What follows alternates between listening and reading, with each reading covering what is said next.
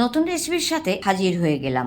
আজকের রেসিপিটা তোমাদের ভালো লাগবেই লাগবে। কড়াইতে তেল গরম হয়ে গেলে প্রথমেই বড়িগুলো ভেজে নিতে হবে। বড়ি ভাজা হয়ে গেলে তেলটিকে তুলে নিয়ে ওই তেলেই আলু নুন দিয়ে ভেজে নিতে হবে। আলু লাল লাল করে ভাজা হয়ে গেলে আলুগুলো তুলে নিতে হবে। এবার ওই তেলেতে জিরে তেজপাতা ফোড়ন দিয়ে আদা কাঁচা লঙ্কা বাটা দিয়ে সামান্য জল দিয়ে কষিয়ে নিতে হবে। এখন মিশিয়ে দিতে হবে থোড়। আগে থেকেই নুন দিয়ে চটকে রেখেছিলাম। থোড়ের সাথে মিশিয়ে দিতে হবে কাঁচা ছোলা, নুন আর হলুদ। ভালো করে মিশিয়ে নেওয়ার পরে এবারে একে একে জিরে গুঁড়ো আর লঙ্কার গুঁড়ো মিশিয়ে আবারও ভালো করে মিশিয়ে নিতে হবে।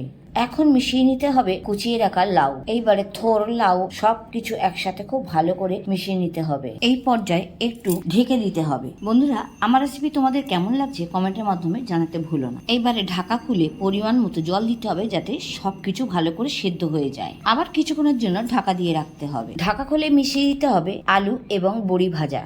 সাথে কিছুটা নারকেল কোড়া দিলে টেস্টটা খুব ভালো হবে, তাই নারকেল কোড়া মিশিয়ে দিলাম। সমস্ত কিছু সুন্দর করে মেশানো হয়ে গেলে আবারও ঢেকে দিতে হবে যাতে সবকিছু একসাথে মজে যায়। এইবার ঢাকা খুলে মিশিয়ে দিলাম পরিমাণ মতো চিনি, গরম মশলা গুঁড়ো মিশিয়ে খুব ভালো করে নেড়ে নিয়ে ঘি ছড়িয়ে দিলেই তৈরি হয়ে যাবে আজকের রেসিপি থোর লাউয়ের ঘন্ট। এতদিনে থোরের ঘন্ট বা লাউয়ের ঘন্ট তোমরা দেখেছো বা শুনেছো বা খেয়েছো। আজকে কিন্তু আমি দুটো একসাথে মিশিয়ে রান্না করলাম। রেসিপিটা ভালো লাগলে লাইক, শেয়ার, কমেন্ট করতে ভুলো না। আর চ্যানেলটিকে সাবস্ক্রাইব করার অনুরোধ রইল।